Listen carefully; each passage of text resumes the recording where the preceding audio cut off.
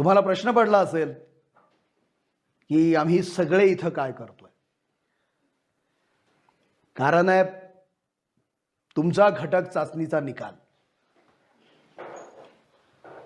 10वी अ च्या दृष्टीनं ही परीक्षा खूप महत्वाची होती आणि म्हणूनच मी स्वतः रिझल्टसाठी आलो आहे.